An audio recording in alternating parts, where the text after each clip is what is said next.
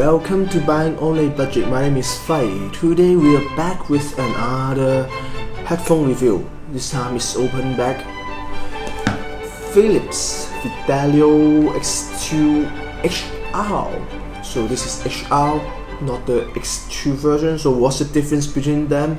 This one X2HR is manufactured by Gibson. I think that's the only difference. It might sound a little bit different because of the manufacturer quality control, but overall, from what I see, it's basically the same. I know some people on the forum talk about, oh, this one is better or X2 is better. I think it's pretty much the same. So first of all, I got it for 150 or 140 on sale on Taobao because they have some I don't know, festival or holiday special, something like that. They try to sell it very quick and it's very cheap. So what's my impression? The headband is very soft and the earpads are big and comfy. However, it's not perfect. For me, as a glasses user, in long section of using, I still feel a little bit painful.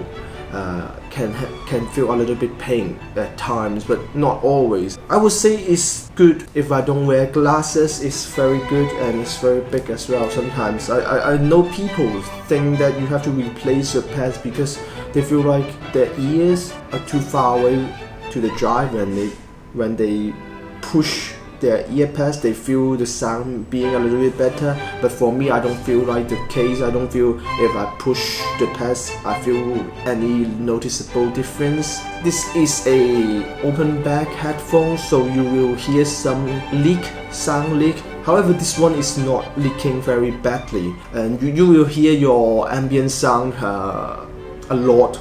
People wouldn't hear your sound that much because it's not leaking very much or very heavily. So open back headphone is a little bit limited.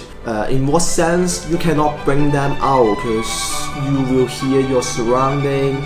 It will not isolate your sound. Whatever you're hearing, people will hear. So you won't want that outside. So it can only be used mostly at home. And even I feel a little bit limited because in Macau it's very small, my home is very small. Usually I cannot appreciate this headphone fully at daytime. Only at night, when everyone is sleeping, I can use this and then really enjoy the signature. Otherwise it's just too noisy, the city sound too distracting. I think there is a post on Reddit discussing, some reviewers saying open back headphone is very bad for gaming because it's very distracting. I feel a little bit distracting, but the sound stage is good for this one. Talking about sound quality, the bass is elevated, the mid is okay, I guess it's the weak point of this.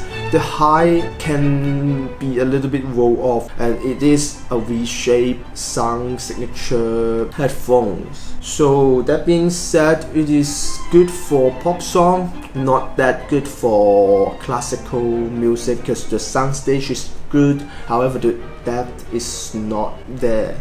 It has clarity. I will say this can work for FPS game if you want, for pop song as well. At the end of the day, I think everyone watching this is it worth it? Right? I think everyone watching my reviews are like, oh, buying on a budget, is this worth it? I'm on a tight budget. To be honest with you, I feel like this is not worth the regular price, so to speak, because I got it for 140, 150. That's the only reason I like this. If you say this one is 200, 300, there are better options, right? And this one is, I guess, for some pop song fans, is good choice, but it's very limited.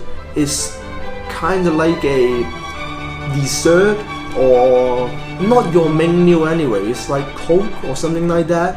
You would want something to complement with this, so it's not your first pair, I think, because elevated bass, V-shape, lacking soundstage depth can be a deal breaker for some people. But as a complement for my collection, I would say for 150 US, definitely worth it. So that's it pretty much. Feel free to subscribe, comment, like, and yeah, bye.